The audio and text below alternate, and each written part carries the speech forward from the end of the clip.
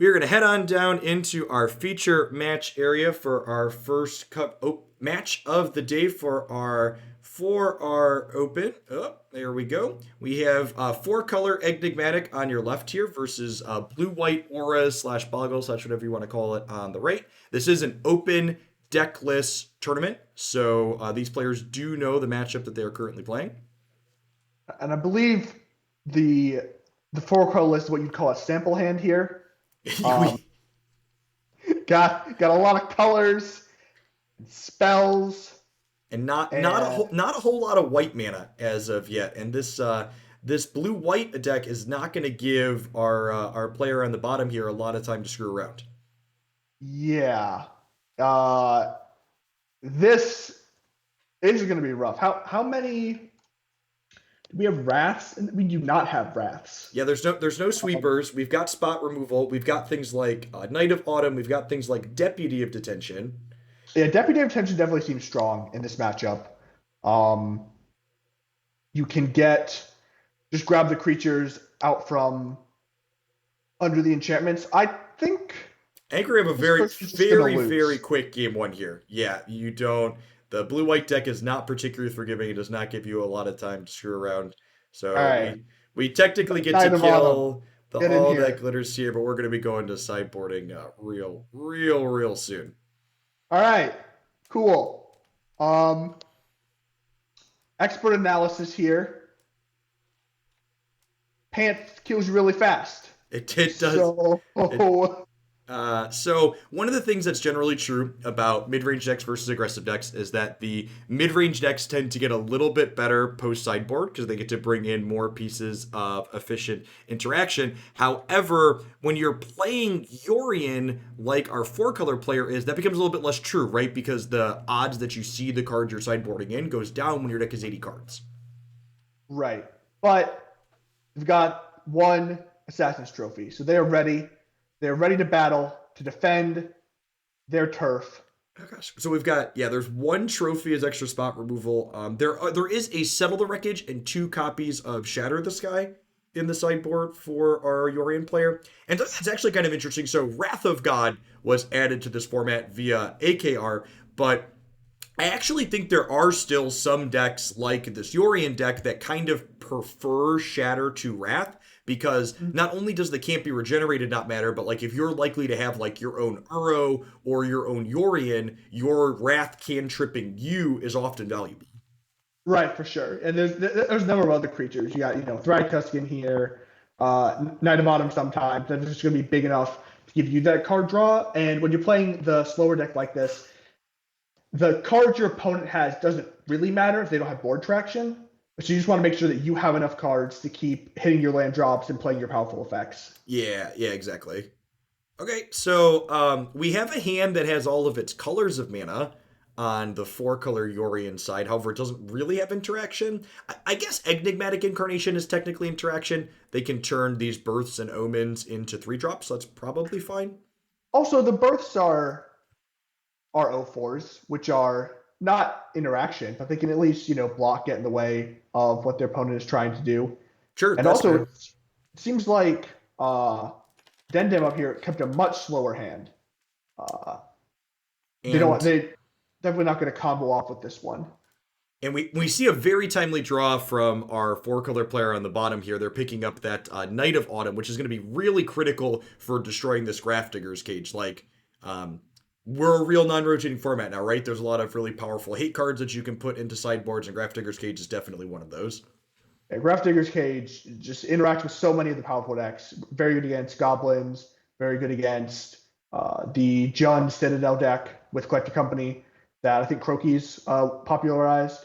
Yep. One thing that's actually kind of interesting, we're talking about other things that exist in the format.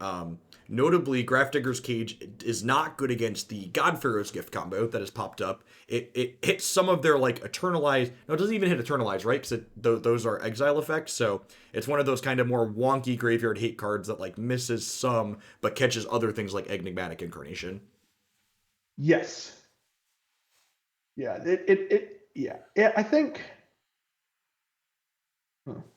Speaking of hate cards, we have another kind of powerful one on the blue white side of the table showing up here. That okay. Well, that's interesting. So Hushbringer generally stopping your opponents enter the battlefield triggers is very good for you, right? Like your opponents are playing their creatures, so they have effects when they enter the battlefield. However, oh, it stops him from drawing a card when he comes into play, but also stops him from killing himself. So we just get a 3 mana 6/6 here. Rar. And he has an attack trigger because what even is 2020 magic? And he's ready to battle. Yep. We have a stern dismissal on top. What is that? Just unsummon? It's like an It is unsummon variation. Yeah, it returns target creature or enchantment opponent controls to its owner's hand. So slightly more versatile on summon. Bounce that Uro, I guess. Well, it's kind of a different unsummon, right? Because like unsummon has the flexibility to pick your cards back up, whereas like Sure. this lacks that. So it's flexible in a different way. Hmm.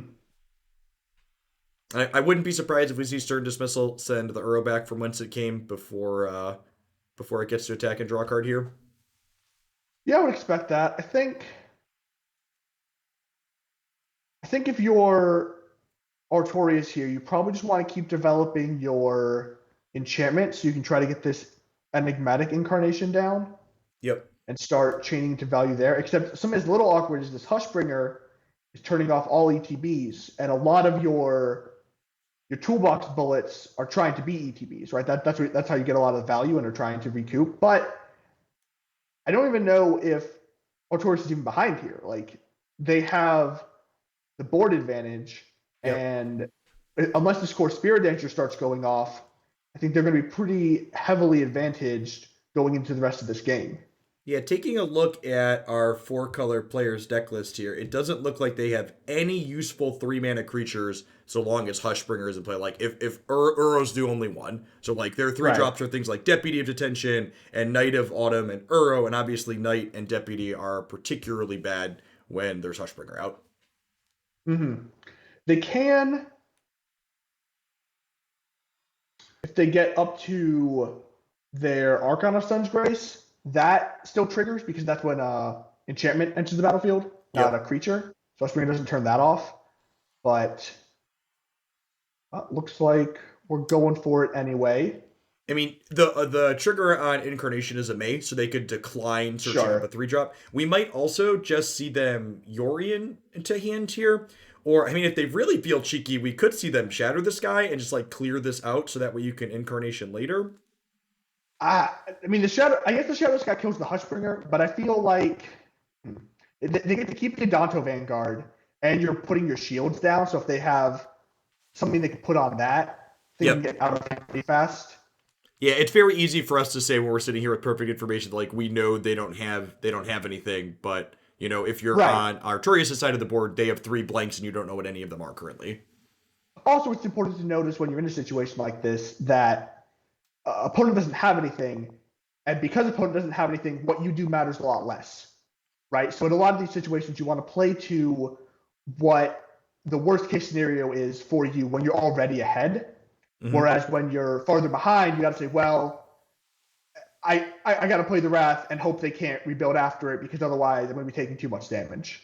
But Okay. here I think they're in a very comfortable position with this Uro.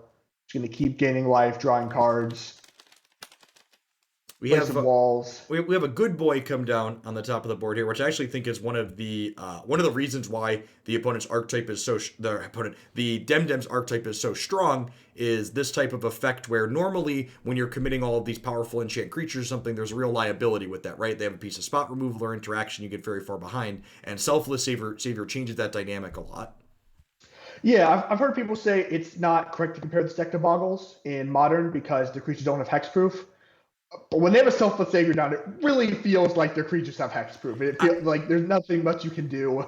I feel like the more apt comparison for the blue white enchantments deck is probably it feels very infect like. Only Sure. instead of them holding up protection spells with mana, their protection spells are just on the board. So it's not like when you play against people and play against infect in modern, like you're often like, oh, hope they don't have it, even though they're very likely to have it. Whereas like this blue white deck is just like sitting on the board, staring you in the face, like go for it. I have it here. Yep. Hmm. This is getting a little awkward though for Artorias here. Yep. because They're really not making meaningful inroads, right? And like now we see right. here, we see staggering insight come Oh, down, that's a good draw. which again, like staggering insight and curious obsession are another two cards that are a big part of the reason why this blue white enchantments deck is so good. Because in addition to having really aggressive draws that run people down, like we saw in the first game out of Dendem, they also have draws like this. They can sit here and gain life and generate card advantage. Yeah, and what you were talking about earlier with the Shadowless guy play, maybe this is Dendem getting or Artorias getting punished here because now that Selva Savior's on board, they can't really get the Hushbringer off. And Correct. without being able to get the Hushbringer off, there's a Deputy Retention and a Toll Smear in hand, which would be great, but they just don't do anything. Yeah, yeah, you see that glowing red circle of no there. That it kind of sustains me. It's just like that. No soup for you. There's no fun here to be had. I shall have all the fun. And like Uro is sitting here drawing cards each turn, but like so is the staggering insight on the blue white side. And this Uro, because of the Adanto Vanguard, is only hitting for 4, and now Dendem is gaining 4 in the air. So Arturius like it's this really awkward setup, right? Like Dendem's not taking anything, and Arturius is taking 1 every turn. It's it's almost like Dendem is playing the control.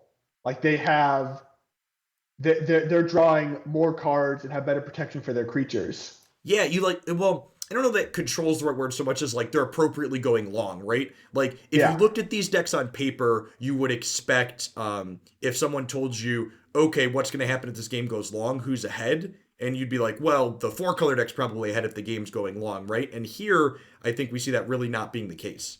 yeah. Hushbringer just putting in so much work here. So we see a really interesting decision on Dead side of this board. Not only do they cast Luris, but they use Luris to cast Grafdigger's Cage, which Cage is a symmetrical card. So that Cage is going to shut down Luris from doing things in the future. Yes, but hmm, I almost feel like that's a misstep on Dendem's side here because now we actually see a second Shatter the Sky for Arturius. So Arturius attacking yeah, with that's really everything big. here, which signifies that I think they're going to go ahead and cast a Shatter. And then obviously the large Hushbringer is going to get saved this turn, but now Dendem no longer has Luris to recast Selfless Savior. So the second Shatter next turn for Arturius is really going to allow them to get back in the game. Yeah, it's. I expected the end of this because he has eight. Yeah, so Artorias is 8 mana, so they're probably going to wipe the entire board, Yep. draw a card, and then Dendem is going to be left with, I guess, an Adanto Vanguard. And a Hushbringer. Actually, no. Oh The yeah, yeah. the Selfless Savior will save the Hushbringer for a turn, but it's not going to save it next turn unless they peel unless Dendem peels something. Right, and they'll still have the second. This I Othakaya is interesting. I wonder is Arturius not going to shatter since Dendem took such a big hit? I feel yeah okay. I We are just like think we were trying to bait them into doing that to try and get the Hushbringer off the table. I don't hate I that. think Artorias was trying. Yeah, I think Artorias was trying to bait the Savior to protect the core Spirit Dancer, but I don't know. I sort of think in those situations you just got to point the Othakaya at the Selfless Savior. Sure, and just more force them to make a decision. Right. Okay, you lose the life that way, but Yeah, but you were at 18 anyway. I don't know how much it sure, yeah. matters. Yeah, and this will be interesting to see here. And again, I feel like Dendem overvalued the Grafdigger's Cage while they had Hushbringer in play. Like I feel like they should have prioritized keeping Hushbringer alive, and then that would have probably won them the game pretty easily. Yeah, I mean, maybe they just shouldn't have even cast the Lurrus in the first place, right? Because if after Yeah, the yeah, round just sit on they it. were able to they were able to play the Lurrus, bring back the dog, then I don't think Artorias can really get back in the game. But it's difficult when you're in situations like this and you just feel so far ahead. Yep, It's hard to remember. No, I can still lose this game. I still have to play to my outs. yep. But And we're actually going to see Arturius just pick them apart here, right? Like we have Shatter and the Vanguard lives, but now this Deputy at Attention gets to pick off the Vanguard here, and Dendem's going to be left with actual nothing other than this Grafdigger's Cage. Well, you say Oh, actual maybe nothing, but there's a core spirit dancer with two core spirit dancers with curious obsession in hand. for whenever you guys. Actually, do you take the cage here or do you take the Vanguard? Well, so I think you bounce the deputy with stern dismissal. Oh, Do you want the cage? yeah, he's going for the cage here. And we could see. I wonder if we'll see the stern dismissal fire off here before we get to the insip and get that enigmatic trigger, because this Nyx Fleece ram could actually turn into another deputy detention. I think you do, because I think here you're going to try to go for lethal. If you draw either the flying enchantment or the unblockable enchantment off these spirit dancers, they're only at 11. You've got 4 on the board already, and you've got a lot of card draw. Sure. So Okay. also you're turning off the enigmatic insight with this Also, line. something that's huge here too is if you're on Dendem's side of the board, this is an open deckless tournament, right? So Dendem knows, if they're paying attention, that the only sweeper Arturius has left in their deck is Settle the Wreckage. There's only 2 shatters in the 75 for Arturius. So you know, as long as you play around Settle, your board's not getting swept again here. That's another Hushbringer. Ooh, that's Hushbringer. Hushbringer's so good. I've noticed that a lot of these, you think it's all about making up a big creature, but I've seen a lot of decks just fold to Hushbringer. And not only that, but the subset of decks that don't fold to Hushbringer often have a hard time with you making a giant lifelink creature. Yes, yeah, for sure. And you got to remember, Hushbringer is also a death trigger. So playing against Mayhem Devil decks, usually those can kill you out of nowhere, but the sacrifice triggers don't, or maybe they do. So Hushbringer turns Sacrifice off. still does, doesn't it? Yeah, so Hushbringer does turn off Blood Artist out of the Citadel decks, though, which is still relevant. So you do still get Right. Mayhem Devil, but you don't get Blood Artist. All right, we had a 4/5. Yeah, and kind of Large. just like that, like we're right back to where we started here. That the Hushbringer setup, the Grafdigger's Cage in play, and this cage is really paying off. So perhaps Dendem was very correct to prioritize getting that down. Yeah, I mean, it, I actually think this is a small mistake from Dendem's part here. They're probably supposed to put the other Core Spirit Dancer into play before they draw, the but extra card, you think? it probably doesn't matter though. I guess I- you could be playing around another deputy in case they kill your Hushbringer.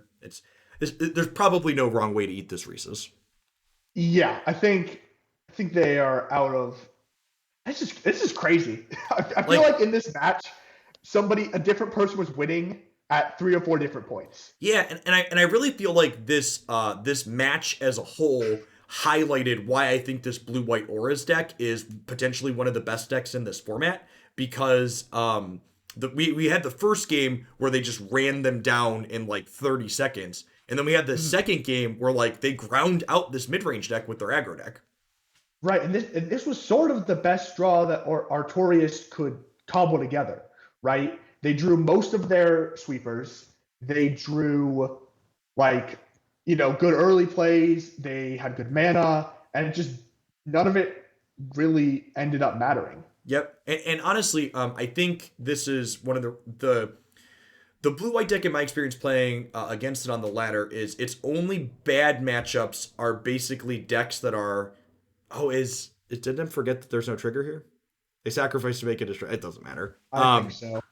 I think it'll be fine. It doesn't matter. Yep. So part of the reason why, again, the blue-white deck is so good, I really think the only matchups that it really struggles in are the ones that are just like incredibly overload you on removal, because decks like the 4-color deck that we saw there that only have a little bit of removal, the little bit of protection that the blue-white deck has is more than enough to take care of that. Mm-hmm. And also, I think important to notice in that match was that so many of the removal options from the 4-color deck were turned off by the cards that the blue-white deck just wanted to be playing anyway. Like, you already want to be playing Hushbringer. Grafdigger's Cage is just a good card in this format. So I think the 4-color deck was hurt a good bit by that also. Okay, so for those of you that